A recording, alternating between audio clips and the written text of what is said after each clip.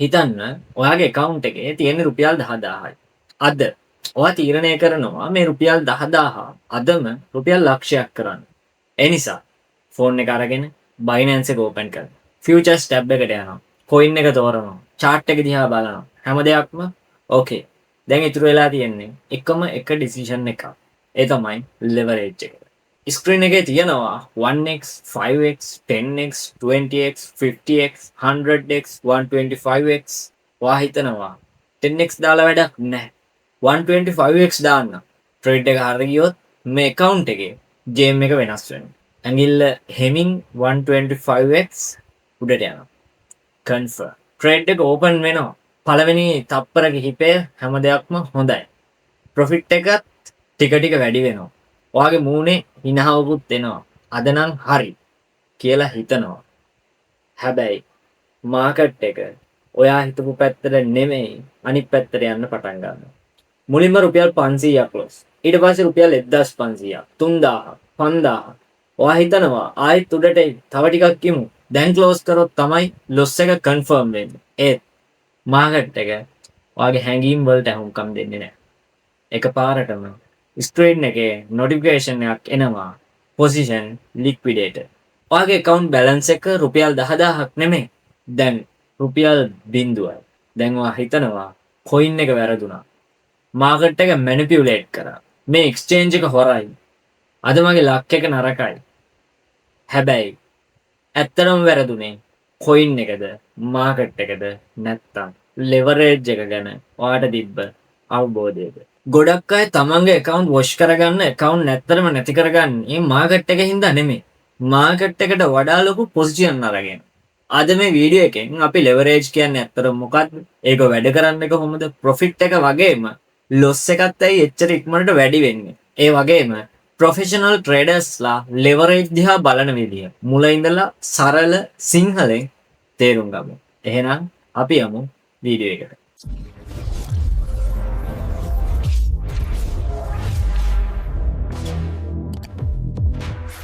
ඇයි ගොඩක් අය high leverage තෝරගන්නේ?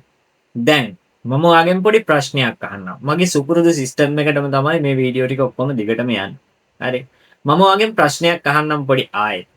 ට්‍රේඩින් පටන් ගන්න මුල් දවස්වල ඔයා 50x 100x 125x එහෙම නැත්නම් 125 ගුණයක leverage එක දාන්න හිතුවද නැත්නම් තාමත් හිතනවද? ඇත්තම කියන්න. ඔයා තනියම නෙමෙයි. ට්‍රේඩින් පටන් ගන්න ගොඩක් අයගේ හිතේ මුල් කාලේදී තියෙන එකම අදහසක්. පොඩි කැපිටල් එකක් තියෙනවා ඒක ඉක්මනට ලොකු කරගන්න ඕනේ. ඒක වැරදි හීනයක් නෙමෙයි. අපි හැමෝම ට්‍රේඩින් පටන් ගන්න නිදහසක් හොයාගෙන. තව ඉන්කම් එකක් හොයාගන්න. ජීවිතේ වෙනස් කරගන්න. හැබැයි මෙන්න මෙතනදී එක පුංචි වැරද්දක් වෙනවා. ඔයා TikTok එක ඕපන් කරනවා. එක වීඩියෝ එකක් රුපියල් 5000යි. රුපියල් 1,50,000ක් වුණා. يعني එක වීඩියෝ එක රුපියල් 5000ක් රුපියල් 1,50,000ක් වුණා. ඊළඟ වීඩියෝ එක 100x leverage one trade life change. ඊළඟ එක Lamborghini luxury lifestyle profit screenshot. මේවා දවසට 10 වාරයක් දැක්කම ඔයාගේ brain එක හෙමින් එක දෙයක් විශ්වාස කරන්න පටන් ගන්නවා. ට්‍රේඩින් වලින් ගොඩ යන්න නම් high leverage ඕනේ. හැබැයි මේක තමයි ගොඩක් ට්‍රේඩර්ස්ලා විනාශ කරන පළවෙනි බොරුව. මොකද social media එකේ කවුරුත් පෙන්වන්නේ ට්‍රේඩ් එක හරි ගිය දවස විතරයි. හැබැයි ට්‍රේඩ් 27ක් liquidate වුණ දවස් කවුරුත් පෙන්වන්නේ නැහැ. ඔයා දකින්නේ අන්තිම රිසල්ට් එක විතරයි. ඒ රිසල්ට් එක පිටිපස්සේ තිබ්බ අසාර්ථක උත්සාහය, losses, stress, ඊට පස්සේ fear එක කවුරුත් පෙන්වන්නේ නැහැ. තව දෙයක් තියෙනවා. මේක ගොඩක් අය කතා නොකරන දෙයක්. අපේ බ්‍රේන් එක ඉක්මනට රිවර්ඩ් ලැබෙන දේවල් වලට මාරම කැමතියි. ඒ නිසා අවුරුදු දෙකක් ඩිසිප්ලින් එකෙන් ට්‍රේඩ් කරලා සාර්ථක වෙන්න කියන එකට වඩා අදම එක ට්‍රේඩ් එකකින් ගොඩ යන්න කියන එක බ්‍රේන් එකට ලස්සනයි. ඒක සාමාන්‍යයෙන් මිනිස්සෙගේ ස්වභාවය. වැරද්දක් නෙමෙයි. හැබැයි ට්‍රේඩින් වලදී ඒ ස්වභාවයම ලොකුම අවදානම් වෙන්න පුළුවන්. ප්‍රොෆෙෂනල් ට්‍රේඩර් කෙනෙක් chart එක බලනවා. රිස්ක් එක ගණන් හදනවා.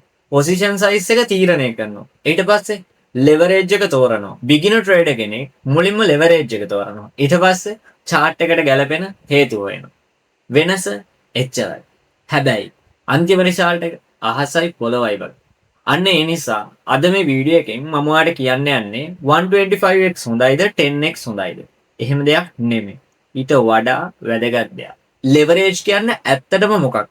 ඒක වැඩ කරන්නේ කොහොමද? ඒක තේරුම් ගත්තම ඊළඟ ට්‍රේඩ් එකේදී ඔයා වෙනස් තීරණයක් අනිවාර්යෙන් ගන්න. ලෙවරේජ් කියන්නේ ඇත්තටම මොකද්ද? හරි. අපි දැන් ලෙවරේජ් කියන වචනේ මුල ඉඳලා තේරුම් ගමු. මොකද ට්‍රේඩින් පටන් ගන්න ගොඩක් අය ලෙවරේජ් යූස් කරනවා. හැබැයි ලෙවරේජ් කියන්නේ මොකක්ද කියලා හරියටම දන්නේ නැහැ. මම මුලින් එක දෙයක් කියන්න. ලෙවරේජ් කියන්නේ සල්ලි හදන මැජික් එකක් එහෙම නෙමෙයි. හිතන්න ඔයාගේ වොලට් එකේ තියෙන රුපියල් 10000යි. ලෙවරේජ් එක නැතුව ට්‍රේඩ් එකක් දැම්මොත් ඔයාට පුළුවන් රුපියල් 10000ක පොසිෂන් එකක් විතරයි ඕපන් කරන්න. ඒ කියන්නේ ඔයාට තියෙන කැපිටල් එකට වඩා වැඩි දෙයක් කන්ට්‍රෝල් කරන්න බෑ. හැබැයි ඔයා 10x ලෙවරේජ් එකක් භාවිතා කරොත් මොකද වෙන්නේ? ගොඩක් අය මෙතන හිතන්නේ එක්ස්චේන්ජ් එක තවත් රුපියල් 90000ක් මට දෙනවා කියලා. ඒක සරල එක්ස්ප්ලනේෂන් එකක් වුණාට ඇත්තටම ඒකේ අදහස ඊට වඩා ටිකක් වෙනස්. එක්ස්චේන්ජ් එක කියන්නේ ඔයාට රුපියල් 10000ක් තියෙනවා. හරි. ඒක ඔයා තියාගන්න. ඔයාට රුපියල් ලක්ෂයක පොසිෂන් එකක් කන්ට්‍රෝල් කරන්න අපි දෙන්න. මෙතන වැදගත්ම වචනය කන්ට්‍රෝල්. එක්ස්චේන්ජ් එක ඔයාට නිකන් සල්ලි තෑගි දෙන්නේ නැහැ. ඔයාට ලොකු පොසිෂන් එකක් කන්ට්‍රෝල් කරන්න අවසර දෙනවා. ඒ නිසා ලෙවරේජ් එක වැඩි වුණා කියලා ඔයාගේ account balance එක වැඩි වෙන්නේ නැහැ. වෙනස් වෙන්නේ ඔයා මාකට් එකේ කන්ට්‍රෝල් කරන පොසිෂන් එකේ සයිස් එක විතරයි. මේක තමයි ගොඩක් අය වැරදියට හිතන තැන. රුපියල් 10000යි 10x දැම්මා. දැන් මගේ account එක රුපියල් ලක්ෂයයි. නෑ. ඒක එහෙම වෙන්නේ නෑ. ඔයාගේ account එක තාමත් රුපියල් 10000ම තමයි. හැබැයි ඔයා ට්‍රේඩ් කරන පොසිෂන් එක රුපියල් ලක්ෂයක බලයක් ගන්නවා. පවර් එකක් ගන්නවා. දැන් මෙතනින් දෙයක් තේරෙනවා. මම ඔය කියපු දේ. පොසිෂන් එක ලොකු නම් මාකට් එකේ පොඩි මූව්මන්ට් එකක් වුණත් ඔයාගේ ප්‍රොෆිට් එකත් ලොස් එකත් වේගෙන් වෙනස් වෙනවා. ඒකයි ලෙවරේජ් කියලා කියන්නේ. ඔපචුනිටි එක වැඩි කරන ටූල් එකක් වගේම රිස්ක් එකත් වැඩි කරන ටූල් එකක් තමයි මෙන්න මේ ලෙවරේජ් එක කියලා කියන්නේ. ඉතින් දැන් ඔයාලට ලෙවරේජ් එකේ මූලික අදහස තේරෙන්නේ නැති. හැබැයි මෙතනින් පස්සේ තමයි ගොඩක් ට්‍රේඩර්ස්ලා අමාරුවේ වැටෙන්නේ. මොකද හැමෝම ප්‍රොෆිට් එක ගැන හිතනවා. හැබැයි ඒ ප්‍රොෆිට් එක හම්බ වෙන විදිහටම ලොස් එකක් වැඩි වෙනවා කියන දේ හරියට තේරුම් ගන්නේ නැහැ. අන්න ඒ නිසා දැන් අපි බලමු ලෙවරේජ් එක, ප්‍රොෆිට් එක, ලොස් එක. ඇයි එකම වේගෙන් අඩු වැඩි කරන්නේ? හරි. දැන් ඔයා ලෙවරේජ් කියන්නේ මොකක්ද කියලා දන්නවා. හැබැයි ගොඩක් අයගේ ලොකුම ප්‍රශ්නේ තාම තියෙනවා. මොකක්ද? 10x දැම්මම ප්‍රොෆිට් එක වැඩි වෙනවා කියලා තේරුණා. හැබැයි ලොස් එකත් ඇයි ඒ විදිහටම වැඩි වෙන්නේ? මේක තේරුණොත් ලෙවරේජ් ගැන 180ක් ඔයාට තේරුණා කියලා හිතන්න. අපි ආයෙත් අපේ උදාහරණයට යමු. ඔයාගේ account එකේ රුපියල් 10000ක් තියෙනවා. 10x leverage දාලා රුපියල් ලක්ෂයක පොසිෂන් එකක් ඕපන් කළා. දැන් හිතන්න මාකට් එක 100ට එකකින් උඩ ගියා. මෙන්න මෙතන තමයි ගොඩක් අය කියන්නේ අඩේ. මරුන්. ප්‍රොෆිට් එක ලොකුයි. ඔව්. ඒක ඇත්ත. මොකද ඔයා ට්‍රේඩ් කරන්නේ රුපියල් 10000ක පොසිෂන් එකක් එක්ක නෙමෙයි. රුපියල් ලක්ෂයක පොසිෂන් එකක් එක්ක. හැබැයි දැන් මෙහෙම හිතන්නකෝ. මාකට් එක 100ටකින් පහළ ගියා. මොකද වෙන්නේ? අන්න එතන වෙනස් වෙන්නේ නැහැ. මොකද මාකට් එක දන්නේ නැහැ ඔයා ප්‍රොෆිට් කරන්න ආවද ලොස් වෙන්න ආවද කියලා. මාකට් එක දකුණට ගියත් එකම ඩිස්ටන්ස් එක, වමට ගියත් එකම ඩිස්ටන්ස් එක. ඒ නිසා පොසිෂන් එක ලොකු නම් ප්‍රොෆිට් එක ලොකු වෙනවා වගේම ඔයාගේ ලොස් එකත් ලොකු වෙනවා. ඒක හරියට කාර් එකක් වගේ. කාර් එකක් හිතන්න. පැයට කිලෝමීටර් 40ක් වේගෙන් යන කාර් එකක කන්ට්‍රෝල් එක නැති වුණොත් අනතුරක් වෙන්න පුළුවන්. හැබැයි පැයට කිලෝමීටර් 200ක වේගෙන් යන කාර් එකක අනතුරක් වුණොත් කන්ට්‍රෝල් එක නැති වෙලා ප්‍රතිඵලය ගොඩක් බරපතල වෙන්න පුළුවන්. කලින් එකට වඩා. ලෙවරේජ් එකත් අන්න ඒ වගේ. ට්‍රේඩ් එක හොඳයි නම් ඉක්මනට ප්‍රොෆිට්. ට්‍රේඩ් එක වැරදි නම් ඉක්මනට ලොස්. මෙන්න මේක ඇවිල්ලා මම ට්‍රේඩින් වලින් ඉගෙන ගත්ත ලොකු පාඩමක්. ගොඩක් බිගිනර්ස්ලා ලෙවරේජ් එක බලන්නේ ප්‍රොෆිට් වැඩි කරන ක්‍රමයක් විදිහට. ප්‍රොෆෙෂනල් ට්‍රේඩර්ස්ලා ලෙවරේජ් එක බලන්නේ රිස්ක් මැනේජ් කරන්න තියෙන ටූල් එකක් විදිහට. මේ වෙනස පුංචි වගේ පේනවා. හැබැයි අවුරුදු 5කට පස්සේ මාකට් එකේ තාම ඉන්න කෙනා කවුද නැති වෙලා ගිය කෙනා කවුද? තීරණය කරන්නේ මෙන්න මේ මයින්ඩ්සෙට් එක. ඉතින් දැන් ඔයාලට තේරෙනවා ඇති කියලා මම හිතනවා ලෙවරේජ් එක හොඳත් නෑ නරකත් නෑ.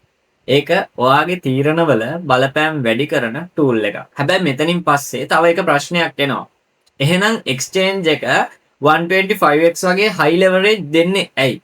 මෙන්න මේක තමයි ගොඩක් අය වැරදියට තේරුම් ගන්න තැන. එහෙනම් එක්ස්චේන්ජ් එක 125x ලෙවරේජ් දෙන්නේ ඇයි? දැන් මේ වෙනකම් මට ගොඩක් අය අහපු ප්‍රශ්නයක් තියෙනවා. මල්ලි 125x මෙච්චර රිස්ක් නම් එක්ස්චේන්ජ් එක මේ ඔප්ෂන් එක දෙන්නේ ඇයි? ඇත්තටම මේ ප්‍රශ්නේ හොඳ ප්‍රශ්නයක්. හැබැයි මේකට උත්තර දෙන්න කලින් අපි එක දෙයක් තේරුම් ගන්න ඕනේ. හිතන්නවා කාර් එකක් ගන්නවා. ඒ කාර් එකේ ස්පීඩ් මීටර් එකේ පැයට කිලෝමීටර් 220ක් තියෙනවා කියලා හිතන්න.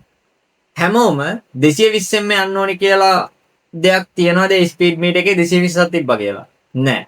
ඒක ඔප්ෂන් එකක්. ඩිසිෂන් එක ඩ්‍රයිවර්. ලෙවරේජ් එකක් අන්න ඒ වගේම තමයි. එක්ස්චේන්ජ් එක විවිධ ට්‍රේඩර්ස්ලට විවිධ ඔප්ෂන් දීලා තියෙනවා. හිතන්න අවුරුදු 10ක් මාකට් එකේ ඉන්න ප්‍රොෆෙෂනල් ට්‍රේඩර් කෙනෙක් ඉන්නවා. එයාට ලෙවරේජ් ගැන, රිස්ක් ගැන, පොසිෂන් සයිස් ගැන හොඳ අවබෝධයක් තියෙනවා. අනිත් පැත්තේ අදම account එක හැදුව බිගිනර් කෙනෙකුත් ඉන්නවා. එක්ස්චේන්ජ් එක මේ දෙන්නටම එකම platform එක දෙන්නේ. හැබැයි එකම decision එක ගන්න කියලා බල කරන්නේ නැහැ. ඔයා 2x දානවද, 5x දානවද, 20ද, 125x තීරණය කරන්නේ ඔයා. ඒ නිසා 125x තියනවා. ඒක තිබ්බා කියලා ඒකම දාන්න ඕනේ කියන අදහස වැරදි. හැබැයි මෙතන තවත් පැත්තක් තියෙනවා. එක්ස්චේන්ජ් එකක් කියන්නේ බිස්නස් එකක්. ට්‍රේඩින් වෙන හැම වෙලාවකම ප්ලැට්ෆෝම් එකට ෆීස් ජෙනරේට් වෙනවා. ඒක සාමාන්‍ය දෙයක්. ඒකේ වරදක් නැහැ. ඒ නිසා වැඩිපුර ට්‍රේඩින් කරන මිනිස්සු හිටියොත් එක්ස්චේන්ජ් එකටත් හොඳයි. ට්‍රේඩර්ස්ලා ප්‍රොෆිට් කරත් ලොස් වුණත් ට්‍රේඩ් එක එක්සිකියුට් වුණා නම් ප්ලැට්ෆෝම් එක තමන්ගේ සේවාවට ෆී එකක් ගන්නවා. හැබැයි එතනින් එක්ස්චේන්ජ් එකට ඕනි ට්‍රේඩර්ස්ලා ලොස් වෙනවා දකින්න කියන නිගමනයට යන්න බෑ. මොකද දිගටම ට්‍රේඩ් කරන දැනුවත් ට්‍රේඩර් කෙනෙක් ඕනම එක්ස්චේන්ජ් එකකට වටින කස්ටමර් කෙනෙක්. ඒ නිසා මෙතන ලෙසන් එක එක්ස්චේන්ජ් එක ගැන නෙමෙයි අපි ගැන. ප්ලැට්ෆෝම් එක ටූල් එක දෙනවා. ඩිසිෂන් එක අපි ගන්නවා. රිස්ක් එක අපි බාර ගන්නවා. රිසල්ට් එක අපි බාර ගන්නවා. අන්න ඒක තමයි ප්‍රොෆෙෂනල් මයින්ඩ්සෙට් එක. ඒ නිසා ඊළඟ පාර 125x කියලා දැක්ක ගමන් මේක දානවද කියලා අහනවට වඩා මෙහෙම අහන්න. මේ ට්‍රේඩ් එකට මෙච්චර ලෙවරේජ් එකක් ඇත්තටම ඕනේද? ඔයා මේ එක ප්‍රශ්නේ ට්‍රේඩ් එකක් දාන්න කලින් හැම සැරේම ඇහුවොත් ගොඩක් වෙලාවට ඔයාගේ ඩිසිෂන්ස් ගොඩක් දුරට වෙනස් වෙන්න පුළුවන්. ප්‍රොෆෙෂනල් ට්‍රේඩර්ස්ලා ඇත්තටම ලෙවරේජ් පාවිච්චි කරන්නේ කොහොමද? දැන් මම ඔයාට ට්‍රේඩින් වල ඉගෙන ගත්ත වැදගත්ම දේ කියන්නම්. ප්‍රොෆෙෂනල් ට්‍රේඩර් කෙනෙක් ට්‍රේඩ් එකක් ඕපන් කරන්න කලින් මුලින්ම බලන්නේ මම කොච්චර ප්‍රොෆිට් කරන්නද කියලා නෙමෙයි. එයා මුලින්ම අහන්නේ මේ ට්‍රේඩ් එක වැරදුනොත් මට කොච්චර ප්‍රමාණයක් ලොස් වෙයිද? අන්න ඒක තමයි රිටේල් ට්‍රේඩර් කෙනාගේ ප්‍රොෆෙෂනල් ට්‍රේඩර් කෙනාගේ තියෙන ලොකුම වෙනස. රිටේල් ට්‍රේඩර් කෙනෙක් රුපියල් 10000ක් account එකේ තියනවා. එයා හිතන්නේ මේක කොහොමද ලක්ෂයක් කරන්නේ? ප්‍රොෆෙෂනල් ට්‍රේඩර් කෙනෙක් රුපියල් 10000ක් account එකේ තියනවා නම් එයා හිතන්නේ මේ රුපියල් 10000 අදත් ප්‍රොටෙක්ට් කරගන්නේ කොහොමද? එහෙම නැත්නම් මගේ කැපිටල් එක කොහොමද මම ප්‍රොටෙක්ට් කරගන්නේ? ආරක්ෂා කරගන්නේ. ඇයි දන්නවද? මොකද ප්‍රොෆෙෂනල් ට්‍රේඩර් කෙනෙක් දන්නවා අද කැපිටල් එක ආරක්ෂා කරගත්තොත් විතරයි හෙටත් ට්‍රේඩ් කරන්න පුළුවන් වෙන්නේ. හෙටත් ට්‍රේඩ් කළොත් ඊළඟ සතියේත් මාකට් එකේ ඉන්න පුළුවන්. අවසානයේ කන්සිස්ටන්සි එක හදන්න පුළුවන්. අන්න ඒ නිසා ප්‍රොෆෙෂනල් ට්‍රේඩර් කෙනෙක් ලෙවරේජ් එක තෝරගන්නේ ඊගෝ එකෙන් නෙමෙයි. එක්සයිට්මන්ට් එකකුත් නෙමෙයි. FOMO වලිනුත් නෙමෙයි. රිස්ක් මැනේජ්මන්ට් ප්ලෑන් එකට ගැලපෙන විදිහට. අද වීඩියෝ එකෙන් මම ඔයාලට මතක තියාගන්න කියලා දෙන්නේ එකම එක වාක්‍යයයි. ලෙවරේජ් එක ට්‍රේඩ් එක දිනවන්නේ නැහැ. හරි ඩිසිෂන් එක තමයි ට්‍රේඩ් එක දිනවන්නේ. ට්‍රේඩින් වල සාර්ථක වෙන්නේ වැඩිපුරම ලෙවරේජ් දාන කෙනා නෙමෙයි. මේවා හොඳට මතක තියාගන්න. දිගටම හරි ඩිසිෂන් ගන්න කෙනා තමයි ට්‍රේඩින් වල සාර්ථක වෙන්නේ. ලෙවරේජ් කියන්නේ හොඳත් නෙමෙයි නරකත් නෙමෙයි. ඒක අහක දාන්නත් බෑ. ලං කරගන්නත් බෑ ඕනෙවට වඩා. ඒක ටූල් එකක්. ඒ ටූල් එක ඔයාගේ වාසියටද නැත්නම් ඔයාට විරුද්ධවද වැඩ කරන්න කියන එක තීරණය කරන්නේ ඔයාගේ නොලෙජ්. අන්න ඒ නිසා අදින් පස්සේ ලෙවරේජ් තෝරන්න කලින් එක ප්‍රශ්නයක් ඔයාගෙන්ම අහන්න. මම මේ ඩිසිෂන් එක ගන්නේ දැනුමෙන්ද නැත්නම් ලොකු ප්‍රොෆිට් එකක් ගැන තියෙන ආසාවෙන්ද? අද මේ වීඩියෝ එකෙන් ඔයාට වටින දෙයක් ඉගෙන ගත්තා නම් අපි දැන් මේ වෙද්දි වීඩියෝ එක එන්ඩ් එකට අවිල්ලා ඉවරයි.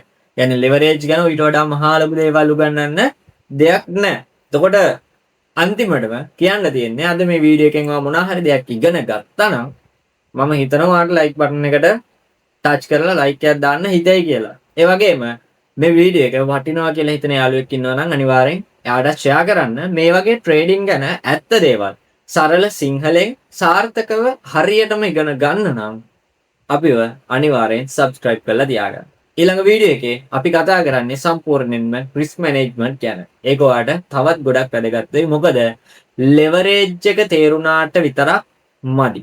ඒක ආරක්ෂිතව පාවිච්චි කරන හැටි අනිවාර්යෙන්ම දැනගන්න ඕනේ. අපි අලුත් වීඩියෝ එකකින් ආයෙ හම්බෙමු. මම චතුර subscribe කරලා තියාගන්න. ළඟදිම අලුත් වීඩියෝ එකක් අරගෙන එන්නම්.